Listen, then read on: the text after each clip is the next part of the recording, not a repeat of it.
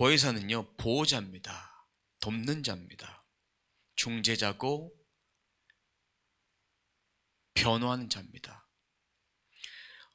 우리가 하나님 앞에, 영이신 그분 앞에 우리가 어떻게 하면 신앙생활을 잘 할 수 있을까, 그렇게 도와주신 분이에요. 우리 마음속에 예수님 믿을 때 성령님이 계셨는데 예수님께서 분명히 말씀해 주셨습니다. 예수님이 부활 승천하신 뒤에 보혜사를 보내주시겠다고 약속해 주셨습니다. 그 보혜사는 또 다른 영으로 함께 하신 분이에요. 우리가 어디 있든지 세상 끝날까지 함께 하겠다라는 이 말씀에 대한 확증으로 보여주신 분이에요. 오늘 본문은 예수님이 십자가에 돌아가시기 직전에 제자들에게 하신 말씀이에요. 제자들에게 미리 하신 이유는 앞으로 주님이 이 땅에 안 계실 때 보혜사 성령이 강하고 급한 바람으로 올 것인데, 불의 혀같이 올 것인데, 그것을 제자들이 믿기 위해서, 사람들이 또 그것을 믿게 하기 위해서 미리 보여준 거예요. 미리 말씀하시고 그 말씀대로 이루어지는 것을 보면서 증거하도록 하기 위함이었습니다. 오늘 말씀 25절과 26절을 함께 보도록 하겠습니다. 내가 아직 너희와 함께 있어서 이 말을 너희에게 하였거니와. 제자들과 지금은 함께 계셔서 어떤 말씀을 하시느냐. 26절입니다. 보혜사 곧 아버지께서 내 이름으로 보내실 성령, 그가 너희에게 모든 것을 가르치고 내가 너희에게 말한 모든 것을 생각나게 하리라. 누굴 보내신다고 했습니까? 보혜사. 보혜사는 다른 말로 파라클레토스, 헬라어로 파라클레토스라고 합니다. 보호자, 대리자, 대변자, 중재자. 그러면 요한복음 14장에서는 뭐라고 표현하느냐? 16절 한번 보세요. 16절 보시면 뭐라고 되어 있습니까? 또 다른 보혜사라고 되어 있습니다. 17절에 뭘로 되어 있습니까? 진리의 영으로 되어 있습니다. 진리의 영. 그분은 영이신 분이에요. 우리의 눈으로 볼 수 없는 분입니다. 영은 강권적인 역사에 의해서 눈에 보이지 않는 4차원적인 존재시죠. 사람은 뇌에서 반응을 하면 말도 하고 행동도 하고 그렇게 생각도 합니다. 그런데 성령이라는 그분은 하나님의 강권적인 역사로 보내주신 분인데, 26절 말씀 보면 보혜사 곧 내가 보혜사 곧 아버지께서 내 이름으로 보내실. 누가 보내시는 거예요? 하나님께서 그 보혜사를 보내주시는데, 근데 어떤 분이냐? 모든 것을 가르치시고 모든 것을 가르치시는 선생님과 같은 분이에요. 선생님과 같은 분. 또 어떤 분이냐? 모든 것을 생각나게 하리라. 이 말씀을 딱 보면 어떻게 생각나게 하리라? 우리들에게 말씀을 떠올려 주신 분이다라고 생각할 수 있겠지만, 1차적인 것은 우리들에게 말씀을 떠올려 주신 분이 아니라 이 본문의 입장에서는 제자들이 말씀을 아직도 깨닫고 있지 못했기 때문에 가르쳐 주신다는 얘기는 깨닫게 하신다는 얘기예요. 예수님 십자가에 돌아가실 그때까지도 제자들은 주님을 바르게 믿지 못해서 다 도망갔잖아요. 그것을 깨닫게 해주시는 분이 성령님이다. 깨닫게 하시는 분이다. 성령께서 그것을 깨닫게 하신다. 결국은 어떤 분이냐? 선생님인 거예요. 예수님, 인성을 갖고 신성을 갖고 이 땅에 성육신하신 예수님께서 오셨지만 다시 오실 영이신 그분은 영으로 우리들에게 선생님으로, 랍비로, 주님으로, 퀴리오스로 그렇게 우리를 다스려 주시고 가르쳐 주시고 깨닫게 해 주시고 그렇게 우리들에게 차근차근 설명해 주시는 교사의 역할들을 해 주신다. 그리고 우리가 기도하면 이것을 하나님께 잘 전달해서 갈 수 있도록 이렇게 은혜를 베풀어 주시는 분임을 우리는 알 수 있습니다. 모든 걸 생각나게 하신다. 그럼 두 번째는 우리들이 기도 가운데 생각나게 해주신 분이에요. 성령님께서 그 인도하심으로 우리가 기도할 때에 생각나게 하신다라는 것입니다. 그러면 이제 27절 말씀 보십시오. 27절 평안을 너에게 끼치노니 주님이 평안을 주시는데 27절에 보면 평안이 두 번이 나옵니다. 평안을 끼치노니 나의 평안을 너에게 주노라 되어 있어요. 평안을 끼치는데 평안을 너에게 주는데 준다는 얘기는요 선물같이 상속으로 주는 거예요. 값없이 그냥 주시는 거예요. 선물같이. 근데 평안이 뭐냐? 전쟁이 없는 상태를 말합니다. 그리고 하나님과 바른 관계를 맺는 것을 평화라고 말합니다. 그리고 문제를 극복하는 것, 환난과 연단이 있을 때 예수님과 함께 극복하는 것, 평안이 있는 거예요. 지금 가장 힘든 상황이라 할지라도 주님과 함께하는 것이 얼마나 중요한지 그 자체가 평안이다. 그 자체가 평안이다. 주님과 함께하는 것이 평안인 거예요. 아시겠습니까? 주님과 함께하는 게 평안이에요. 내가 그냥 띵가띵가 그냥 아무런 근심 걱정 없다고 평안이 있는 것이 아니라 주님과 함께하는 것, 하나님 말씀을 통해서 보는 것, 깨닫는 것, 이런 것이 평안인 거예요. 근데 평안을요 근심이 없는 상태, 근심이 없는 상태는 뭐냐? 주님과 함께하니까 근심이 없어요. 27절 다시 한번 말씀을 읽어보도록 하겠습니다. 평안을 너에게 끼치노니 곧 나의 평안을 너에게 주노라. 내가 너에게 주는 것은 세상에 주는 것 같지 아니하니라. 너희는 마음에 근심하지도 말고 두려워하지도 말라. 제자들의 상태가 이런 거예요. 근심한 상태였어요. 제자들이 이런 상태를 아셨어요. 1절 말씀 보면 뭐라고 되어 있습니까? 근심하지 말라라고 되어 있죠. 그리고 27절 말씀에도 근심하지 말라라고 되어 있습니다. 제자들의 상태를 보여줍니다. 주님이 없으면 제자들은 어떤 상태인지 아십니까? 혼란을 일으킬 거예요. 학교에 선생님이 없어 보십시오. 교실에 수업 시간이 됐는데 선생님이 없어 보세요. 우왕좌왕합니다. 온라인 수업, 줌으로 수업할 때도 선생님이 제 시간에 수업을 시작하지 않으면 학생들은 어쩔 줄 알 줄 모릅니다. 수업 시간도 늦고 나태해지고 다른 일들 하고 막 이렇게 합니다. 보이지 않으니까 그럴 수밖에 없는 거예요. 근데 영이신 분은 항상 함께 하신다. 제자들과 함께 하셨던 그분이 또 다른 보혜사로 우리들 가운데 함께 해주신다라는 것입니다. 왜 주님께서 떠나신다고 하셨을까? 왜 보혜사를 보내주신다고 했을까? 3절에 보세요. 3절에 보시면 가서 너희를 위하여 처소를 거처를 예비하면 내가 다시 와서 너희를 내게로 영접하여 나 있는 곳에 너희도 있게 하리라. 주님이 다시 오셔서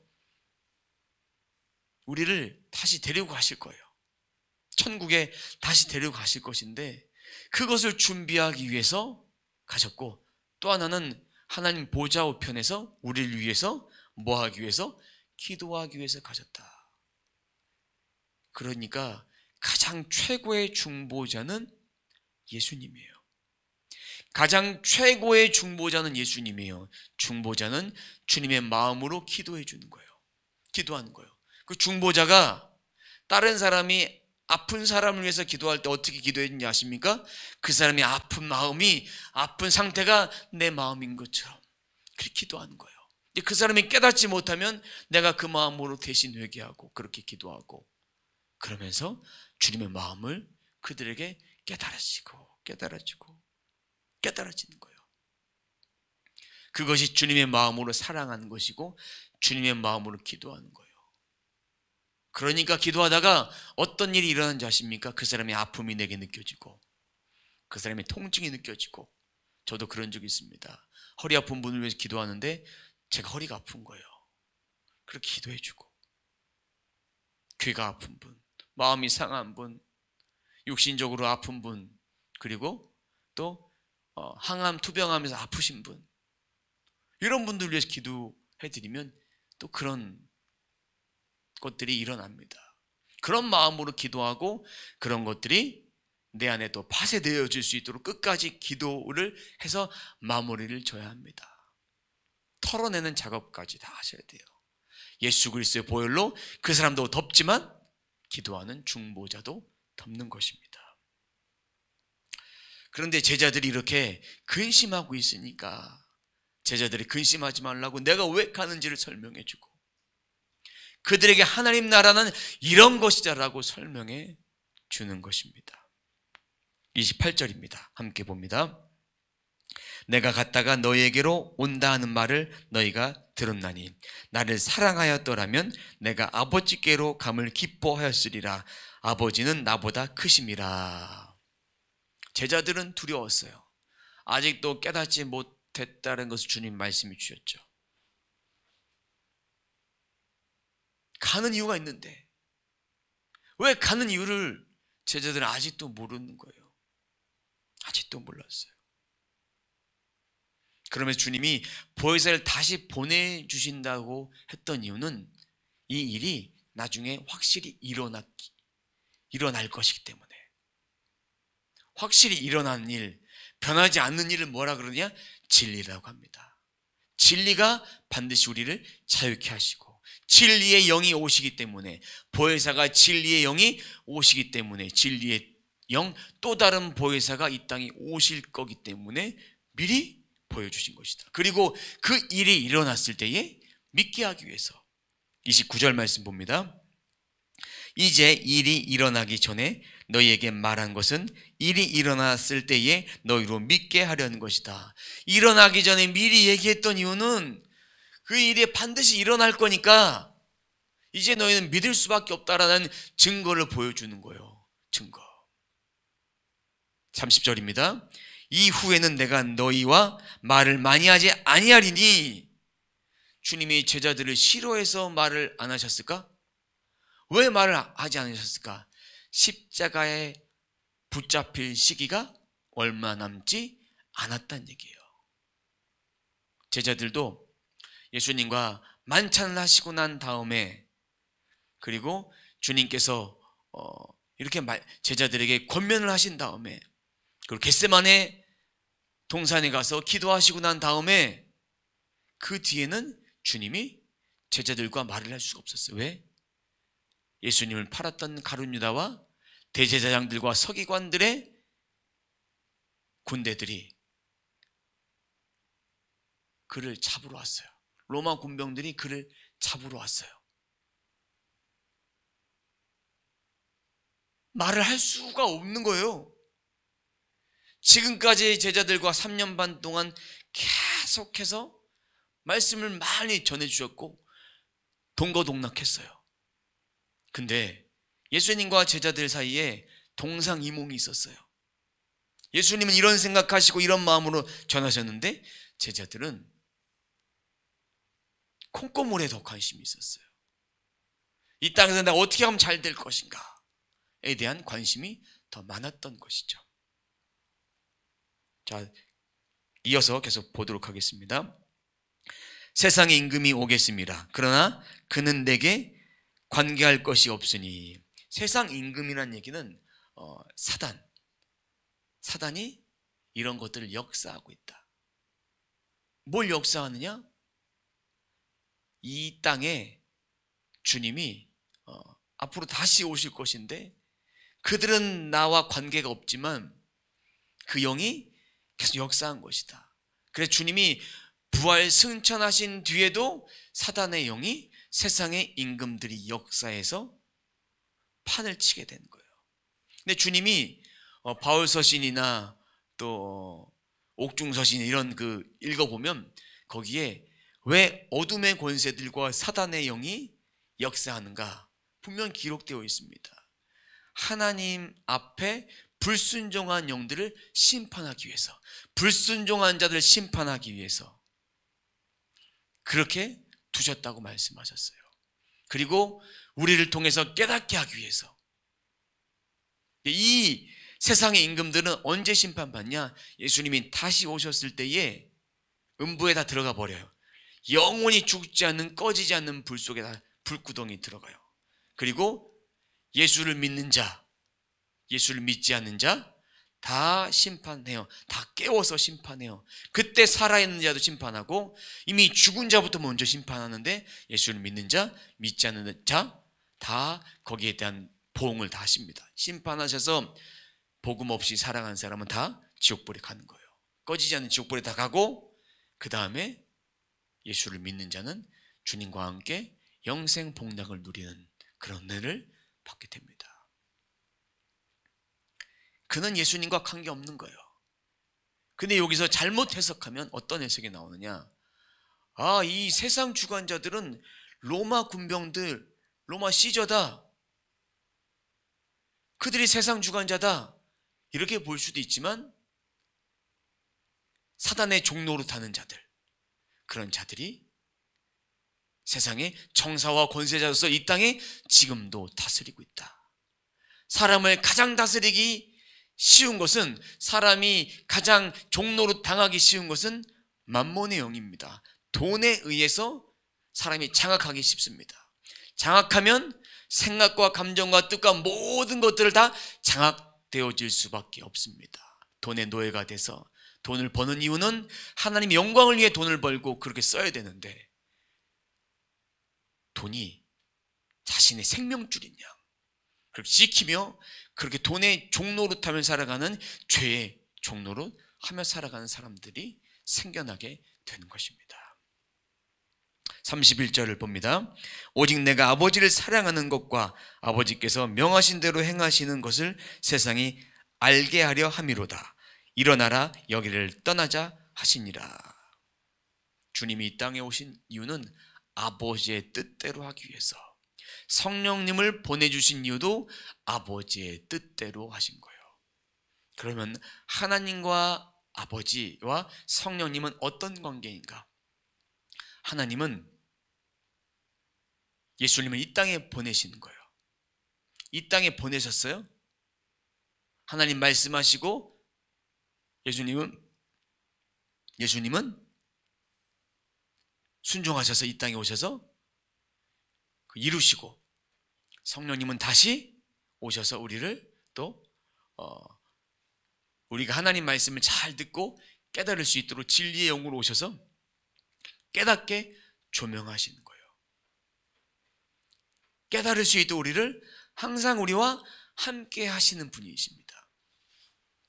우리가 잘못된 길을 걸어갔을 때 우리를 붙들어 주세요.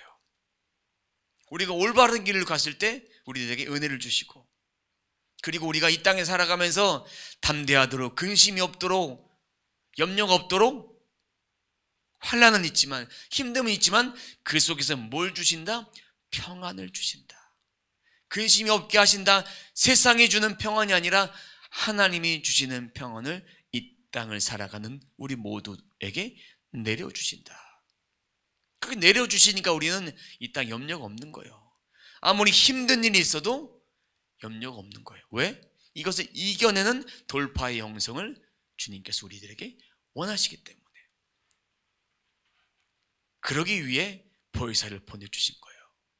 보혜사는 또 다른 진리의 영으로 우리들에게 보호자로서, 변호사로서, 하나님의 마음을 가장 잘 아는 성령님, 성령님의 가장 마음을 잘 아는 하나님,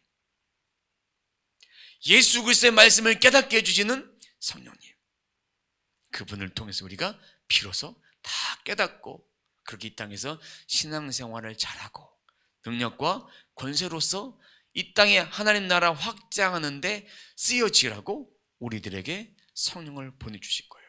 이 말씀을 듣고 이 말씀대로 오늘도 붙잡고 함께 말씀을 또 기도하며, 또 주님이 나에게 얼마나 큰 사랑을 베풀어 주셨는지 이거를 깨닫는 우리 모두의 삶이 되시길 주님의 이름으로 축원합니다.